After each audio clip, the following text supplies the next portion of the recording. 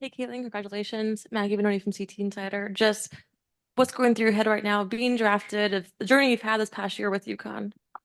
Um, Honestly, still in a little bit of shock. It's all a little overwhelming. I was really just here to watch Paige get drafted, and I'm so happy for her. But it's been an unreal night. If you, I'm sorry. Yep. Next two questions, Caitlin, will come from the left side of the room. Hi, Caitlin. Emily Adams, Hartford Current. Um, what was kind of your expectations coming into tonight? What was the moment like when you got to kind of share with the team and get pulled up on stage? I didn't really have any expectations coming into the night, but to be able to experience that with my team all around me and them all jumping and screaming, was pretty amazing. Caitlin, third row to your left. Caitlin, right here. Daniel Connolly, the UConn blog. You said you came in with no expectations, but as the draft went on and it got into the third round, did you start feeling any emotions and any anxiety, any nerves?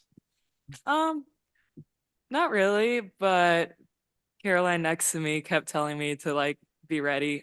She almost didn't let us use the bathroom just in case. Caitlin, next question will come all the way to the right on this side of the room here, standing. Hi, Caitlin. Ryan Florenson from the local W Nets Daily. You're joining a Valkyries team that's sort of beginning to lay its foundation. What's the most exciting aspect of being able to sort of like set a good foot for a new organization in the league? To just be a part of something that's starting from scratch and being able to be a part of that sort of build. All right, Caitlin, next two questions will come from the third row, center right. Hey, Caitlin, congratulations on getting drafted.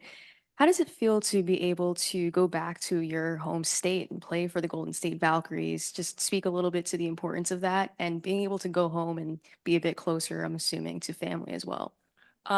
It's really exciting. My parents have been through so much with me, and they've been there for every step of the way. I know that red eye across the country to the East Coast is not the easiest, so I'm glad it'll now be an hour flight for them instead of 5. Um, so yeah, it means a lot to be able to go back to the West Coast. Congratulations, first of all.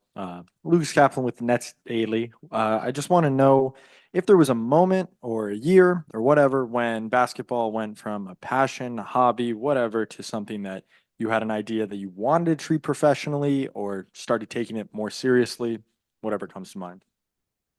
Um, Probably not a specific moment or year. I sort of feel like with basketball, I've just sort of let it take me on this journey, and I haven't really had any expectations from the start.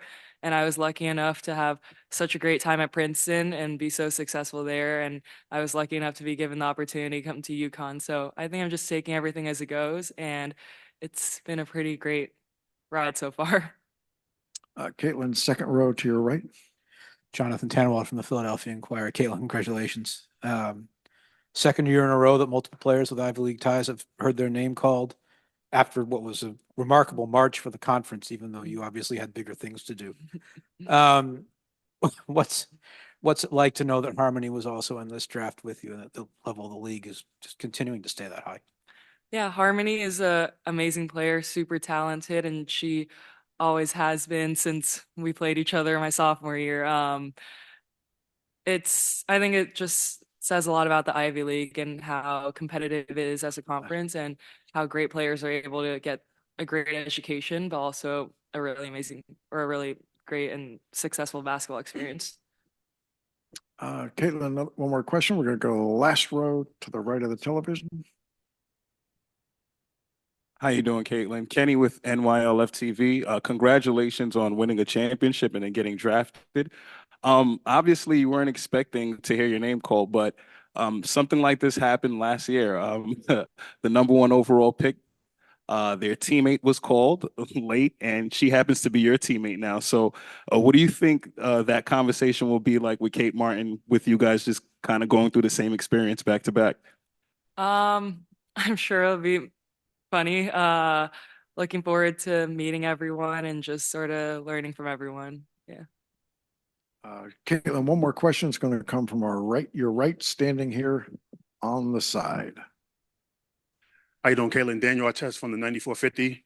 Your coach right here, took a chance on you, and you pretty much, lived up to the UConn standards. So, like, how has your coach has inspired you along your journey? I'm just really grateful that he gave me the opportunity to come to UConn and be able to learn from him and play alongside such great teammates and give